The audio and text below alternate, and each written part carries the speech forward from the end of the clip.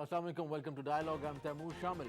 Pakistan and United States both have been fighting a common enemy, a common foe, extremism and terrorism.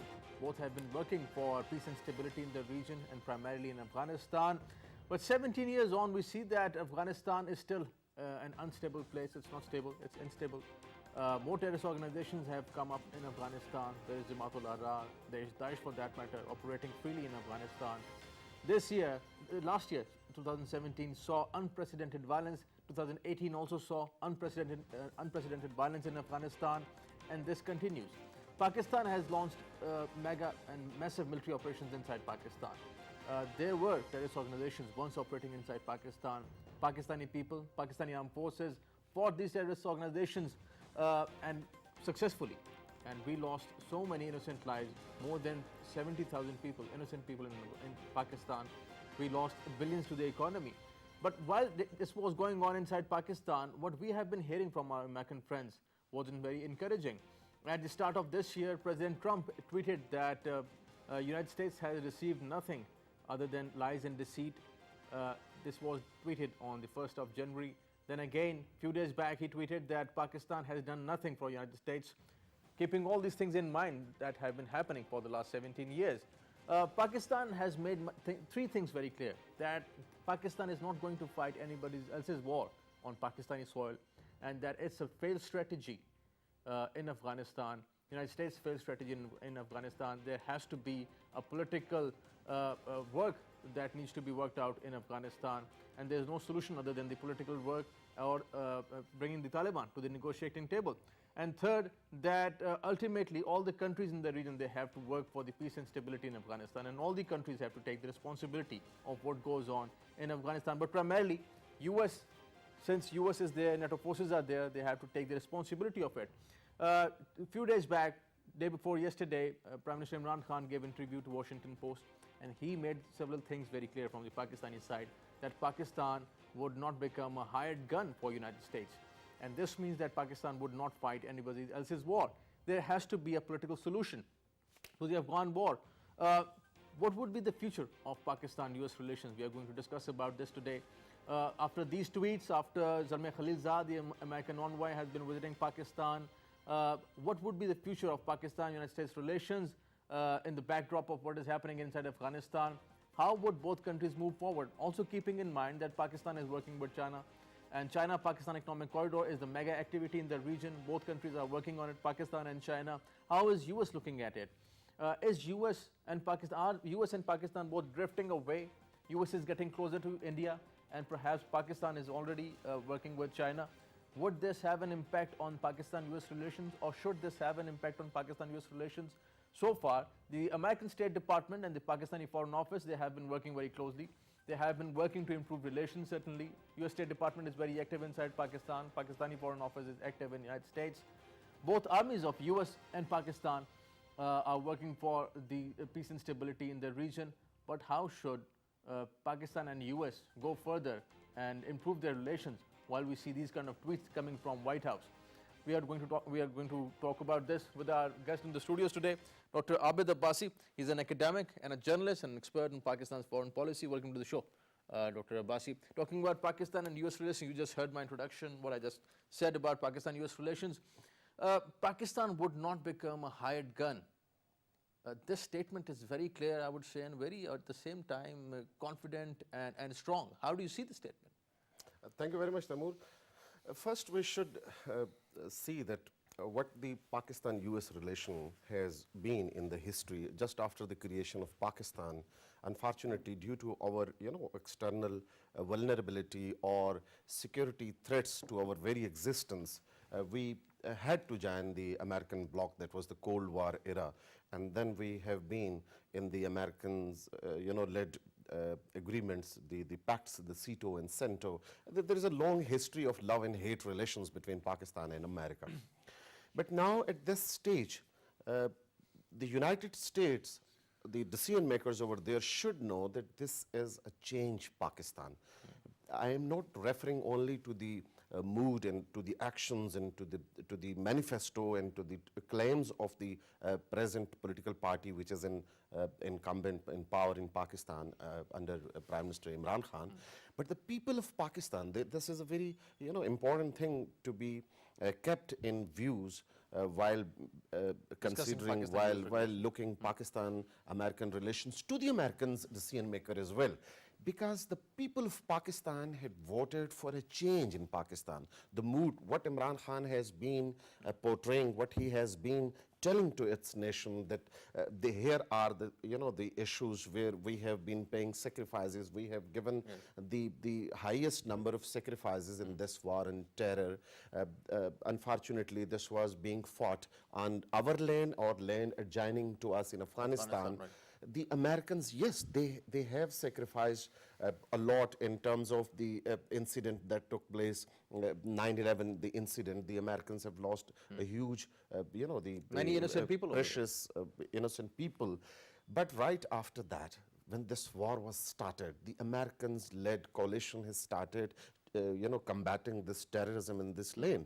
Pakistan is the country that has suffered much more than any other country of the world. And this is what Imran Khan has, tried to tell that while talking to that media. Do you think that at the moment, White House, President Trump's administration, they're realizing it? Because if we look at the tweets are not very encouraging for Pakistan. The tweets that I just mentioned on the 1st of January, and then recently when he said that in tweets, and also in his interview to TV channels in America, he said that Pakistan has done nothing for United States. I think Trump was, most probably this sort of, feelings were prevailing there, that they have consistently been saying to Pakistan to do more. Right. Yes, this is to an extent, the true feelings were there, but some of the, parts of his tweet was to please his own electorates, because he also came into power through, a wave of change in America as well. So do you think that that interview was the local consumption back in the United States? Yeah, some of the weight of that tweet was to please the people in America, and at the same time playing. But if we, we can't just brush it away that these tweets or these statements by President Trump, United States is a big power. So anything that he says is not just for the local consumption. That also goes global. Tweets are global. And those tweets and those statements are also used by not just Pakistan, but by the enemies of Pakistan as well. They are used by other countries for that matter.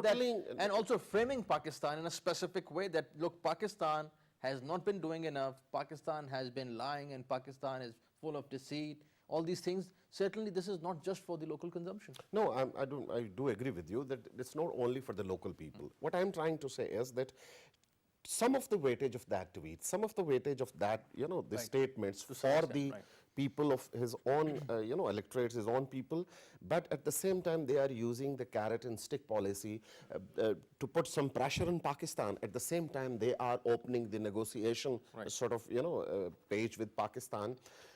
But the most important thing is that in Afghanistan, United States knows that without cooperation of Pakistan, there is no solution of the Afghan crisis. One thing. Second thing, what they wanted from Pakistan more than what we have done in that. I think it's a deficit. Unfortunately, on our side, some of the decision makers in Pakistan could not convince them that we have given sacrifices more than the due. What were due to on us, we have given more sacrifices than that. We have sacrificed 75,000 precious lives of Pakistan.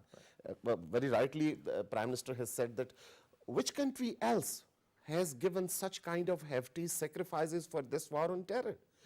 Which country? We are facing a deficit of our, financial balances that is about 10 billion or 11 billion.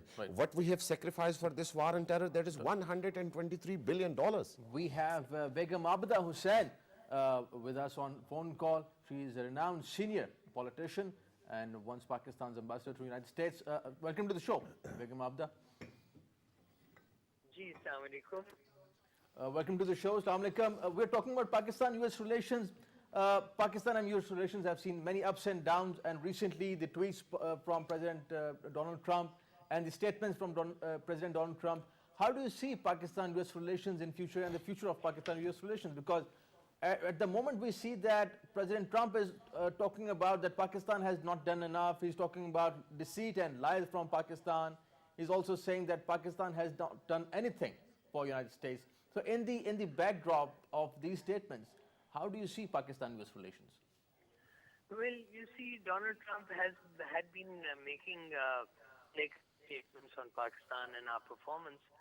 However, last week he wrote a very friendly letter to Prime Minister Imran Khan. And in light of that friendly letter, in light of the visit of Shamil, I think that US-Pakistan relations are going to improve. Right. And what makes you say that? Because recently the tweets were not very encouraging, and the things from the United States are very confusing at the same time, because White House is saying something else, State Department has something else to say, then comes Defense Department.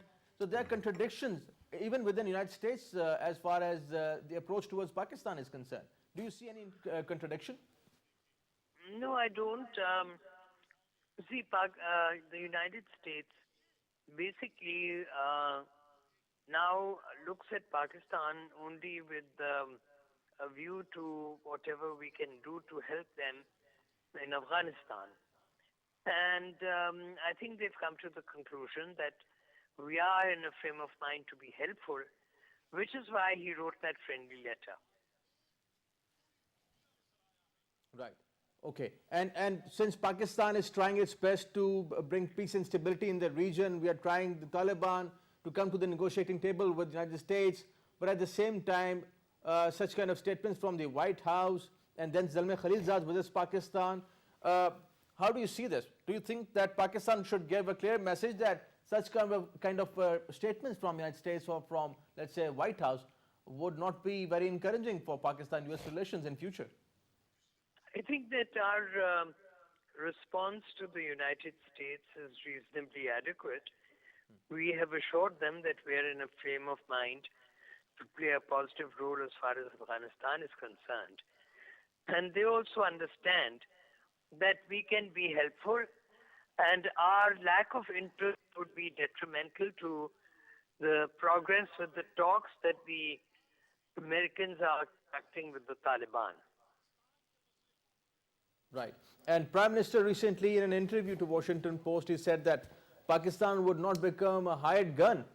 This statement was very, I would say, straightforward and confident. How do you see it?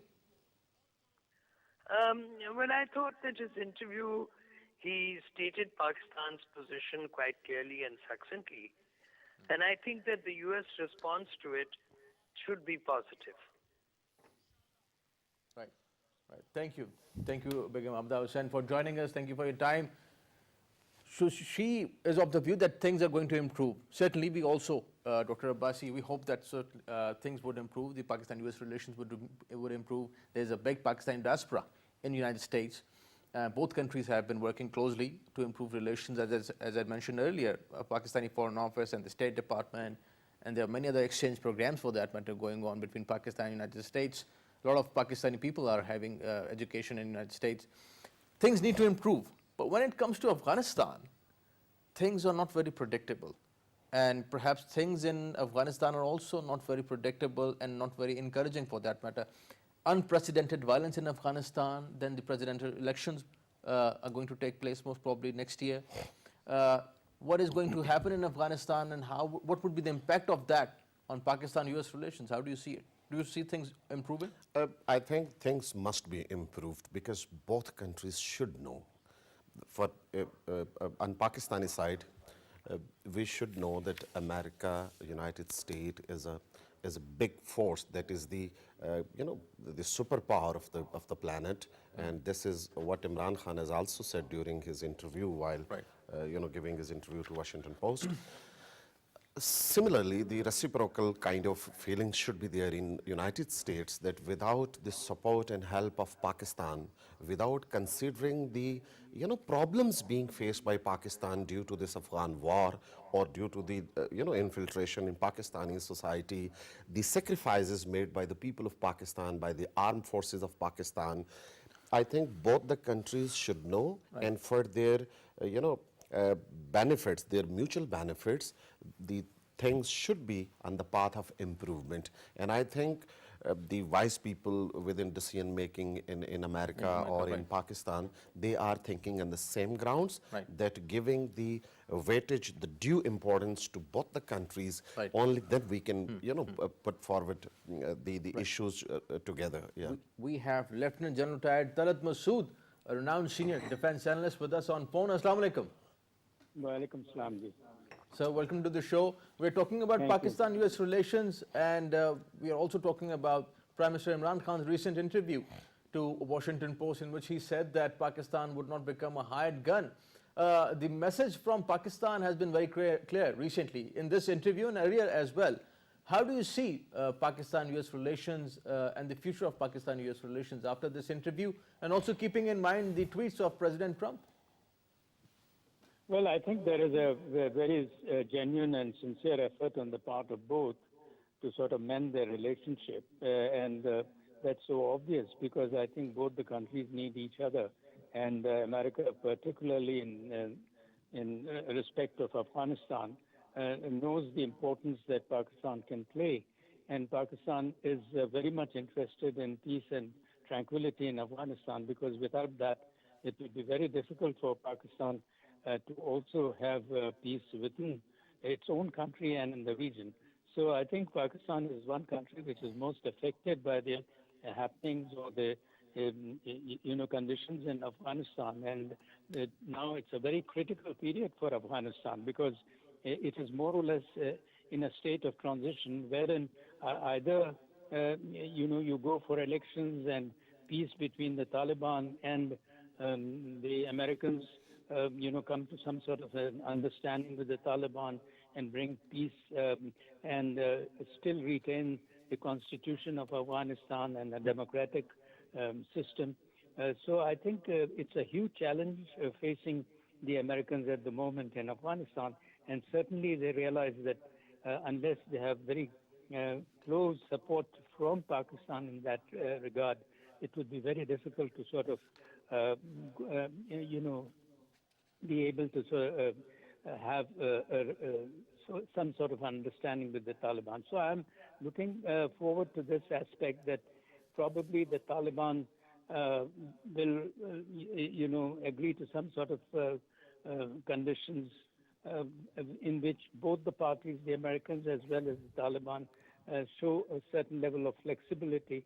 And it would be on the expectation of it would be the expectation of the Americans that Pakistan would play a major role in trying to influence the Taliban, that they should concede and try to sort of be a part of the democratic process. Of course, certain demands of theirs which are genuine and can be accommodated will certainly be accommodated. But to expect that Afghanistan will change its constitution and,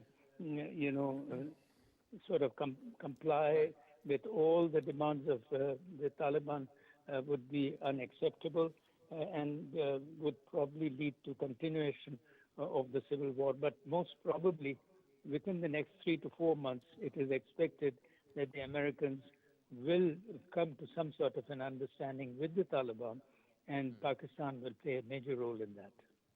Right, and let's see what happens in next 2 to 4 months. But how do you see the Pakistan-US relations? Because in his interview, Prime Minister talked about the humiliating American way of dealing with Pakistan, and also looking at the tweets of President Trump, we see some kind of trust deficit between Pakistan and the United States. Do you see that, some kind of trust deficit? Yeah. And if there is, how can we improve that? Well, I think trust deficit will be removed once I think the Trump administration understands that Pakistan can only do to really persuade the Afghans and the Taliban to an extent. and Pakistan can play a certain role. Beyond that, if they have expectations, then I'm sure there would be frustration. But at the same time, their failure in Afghanistan, in the past at least, and may continue, should not Pakistan should not be blamed for that, because they are responsible for the policy that they pursued. Pakistan didn't ask them to sort of engage in a conflict in such a way, because Pakistan throughout has been insisting that it's a political problem, needs a political solution, and the parties which are confronting each other, that is the Afghan government and the Taliban, should engage in dialogue to find a peaceful settlement. That hasn't happened, but I think now the Taliban think that America is the key player, and we must first negotiate with them, and then, if need be, we'll talk to the the leadership in Afghanistan. Right. General Masood, thank you for joining us. Thank you for your time. Dr. Abbasi, talking about this whole thing, Afghanistan, Pakistan, United States, we still see that Afghanistan is, large parts of Afghanistan are controlled by Taliban. And the experts are of the view that still perhaps Taliban are negotiating with United States from a position of strength, because still they can carry out attacks in many parts of Afghanistan, anywhere for that matter in Afghanistan. How do you see the future of United States, US and Taliban peace talks? Do you see any breakthrough in near future? Probably I see any breakthrough in future, because both the parties have now realized, you very rightly said that only 40% of the Afghan territory is under the control of the Afghan government. Rest of the 60%, if I'm not exaggerating, is out of the control of the Afghan government. And Taliban are the key players on that land.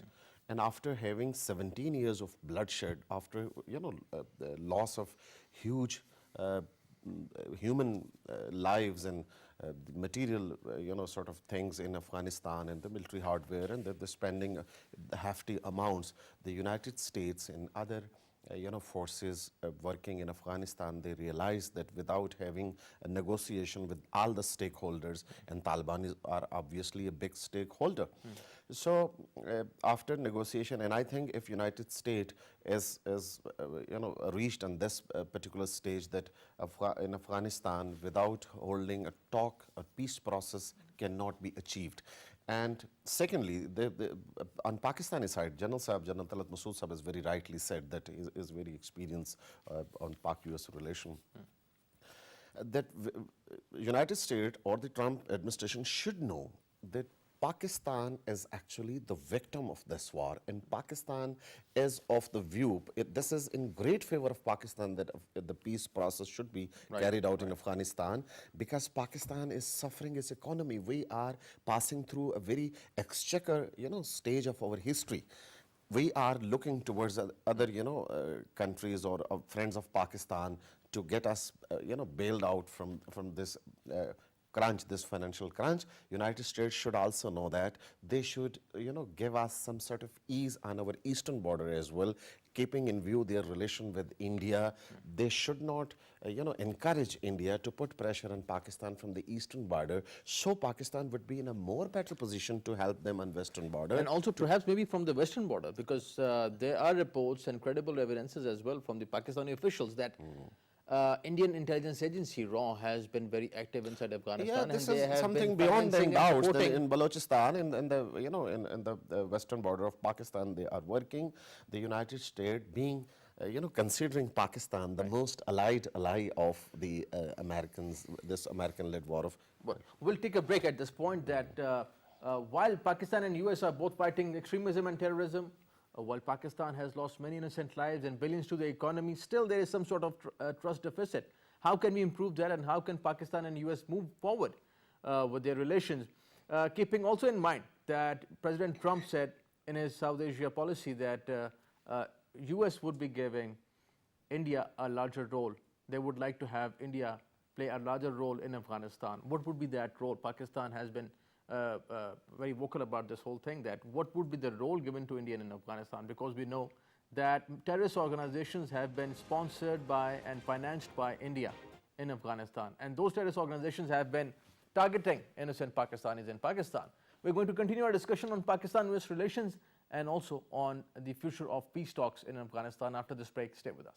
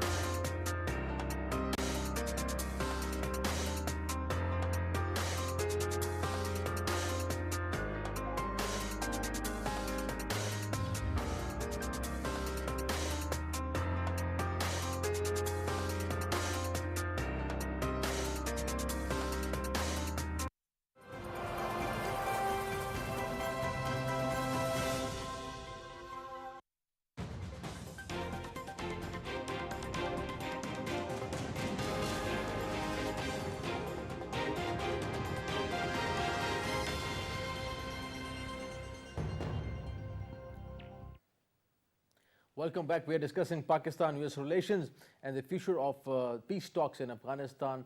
Taliban still control large parts of Afghanistan. Many innocent people have lost their lives in Afghanistan. Recently, Taliban took part in Moscow peace talks, and Russia and China are the two big countries in the region playing for peace and stability in Afghanistan and also in the region. This also brings in many other players from the region in Afghanistan. Pakistan, Iran, India for that matter, China and Russia are working for peace and stability over there. Turkey for that matter is also actively involved in Afghanistan. But what would be the future of peace in Afghanistan? Pakistan has lost so many innocent lives in this war on terror in the last 17 years. But still there is some sort of trust deficit between Pakistan and United States. President Trump has been very critical in his tweets and statements regarding Pakistan. And certainly this is not encouraging peace between both countries. This is also some sort of fanning anti-Pakistan stance in Pakistan and also around the globe as well. We have Mr. Rahimullah Yusufzai, a renowned senior journalist and an expert on Afghanistan and expert on Pakistan-US relations with us on phone call. Assalamu alaikum. Walaikum salam. So welcome to the show. We are discussing Pakistan-US relations in the backdrop of what is happening in Afghanistan. Recent interview of Prime Minister Imran Khan to Washington Post in which he said that Pakistan will not become a hired gun for United States. How do you see this statement? I think the statement was to be expected because Imran Khan, when he was in the opposition, he used to have the same views, and now he has got an opportunity to say all these things again because the U.S. has asked Pakistan to cooperate with it in trying to move forward the peace process in Afghanistan. So Imran Khan sees this as a vindication of his earlier stance, that there is no military solution and that, all the stakeholders should try and bring a peaceful solution. So I think that was to be expected. But let me say that, I think if it has been said once, that's enough. We should not be repeating it because in a way we will be provoking the U.S. And Trump is very unpredictable. So, okay, we have made a point. The U.S. has asked Pakistan, for help. So that, we have been vindicated. We were saying that there has to be a political and negotiatory solution. So that's enough. Now, we should try and get, into business. We should try and do that if we can do that. It won't be easy, but I think, there's no, use repeating all this again and again. Right. And you just mentioned that there is this unpredictability from the tweets, let's say, or coming out from White House for that matter, that President Trump somehow has not been very predictable, consistent for that matter regarding Pakistan. He tweets that Pakistan, there's nothing coming out of Pakistan except lies and deceit, but at the same time he wants Pakistan to, as you're saying, help United States bring peace and stability over there and bring Taliban for the peace talks. Why this confusion coming out from United States? Do you see it as a confusion? I think it's confusion, it's uncertainty, because if Trump can say all these things and then say something new, something else, that he needs help, then you can imagine what he will say in future. If Pakistan tries to help, if things don't happen, if Taliban do not agree to talk to the Afghan government, if there's no solution, once again Trump and the U.S. government would be criticizing Pakistan. So we have to be prepared for that. Yeah. I think it's a short-term, Trump, he's seeking help now because, the U.S. actually is not making any headway in Afghanistan on the military front. And also politically, they have engaged with Taliban, but Taliban have refused to accept these two American demands. One, they want a ceasefire. Taliban say not at this stage. U.S. also wants Taliban to talk directly to the Afghan government, and the Taliban have refused. So I think these are the two main issues on which the U.S. needs Pakistan's help. If we can try and help, I don't think we can make the Taliban change their position. But we can try, and play our role. Whatever is possible, we should do, because peace in Afghanistan is also in the interest of Pakistan. Right. And do you see any major breakthrough in future in Afghanistan and United States and Taliban peace talks? Because if that is not happening anytime soon, then as you said earlier, we might be expecting perhaps more tweets and more such kind of statements from the United States. How do you see the future of peace talks in Afghanistan? I think Trump can be very impatient. He wants quick results. Remember that in August last year, he came up with his new strategy for Afghanistan and South Asia. Yes. After 15 months, he thinks that, the policy is not working. So he has changed his track, and now he is negotiating with the Taliban directly in Qatar. I believe that, one of the new hurdles which has emerged is the Afghan government. You may have heard President Ashraf Ghani saying that, let there be the new election for president in May next year. Then we will have a new government, a new president with a mandate to take forward the peace process. And then he's also saying that the implementation of any peace agreement will take 5 years. So, these kind of statements, Dr. Abdullah coming up with a very complex 5-phase solution. Right. With these kind of statements, it seems that the Afghan government is not ready yet for a peace agreement with Taliban. I think the Americans would be a bit frustrated by that because they want something quick. As Zalmay Khalilzad said, that he is seeking a solution within 5 to 6 months before the election for president.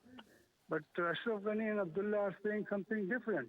So I think there has to be, unanimity of views in Kabul, in Washington, and in Qatar before it can go forward.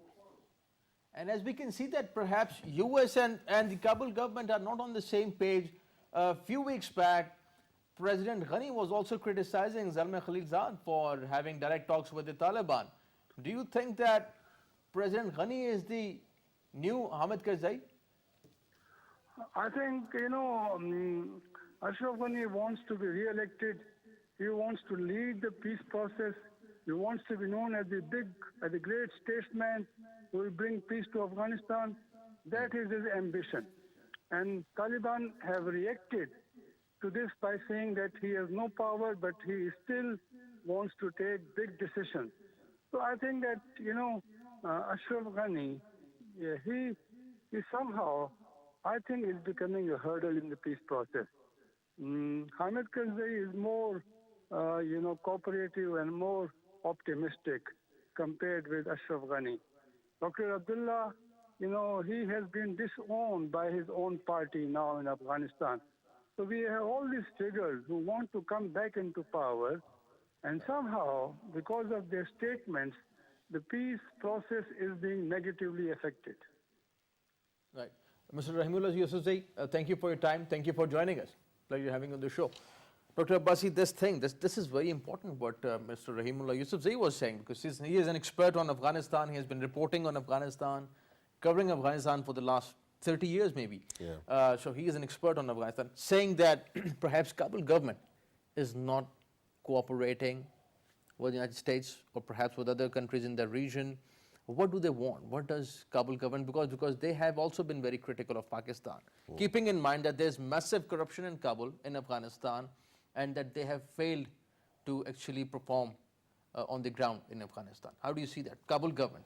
You're very right, and I would like to add something more into Rahimullah Yusufzai Saab's view that Kabul government is actually now in a electioneering mode. They wanted to muster maximum support. As Rahimullah Yusufzai Saab said that Ashraf Ghani wants to re-elected. He has some ambitions to fulfill while being, portray himself as a statesman and who brought peace in Afghanistan, and he wanted to emerge as a elderly statesman of Afghanistan.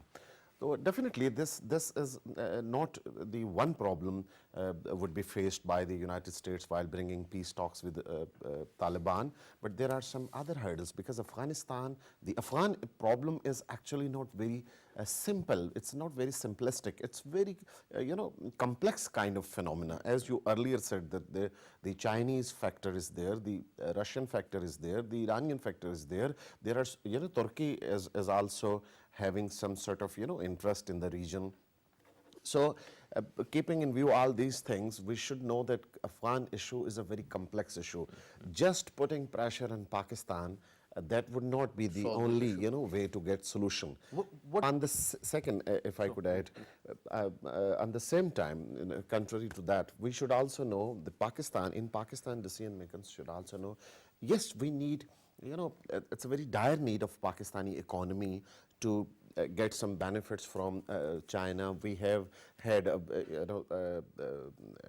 pact with China, that is the CPAC, the economic corridor, yes. And it is seen by the rest of the world that we are getting more and more dependent on China from our economic point of view. Right. But at the same time, yes, this is our need. We cannot compromise on that because every country has its right to look after its economic interests. But at the same time, decision makers in Pakistan should also note that America is a superpower. America is it's a real, or it's a reality in the region.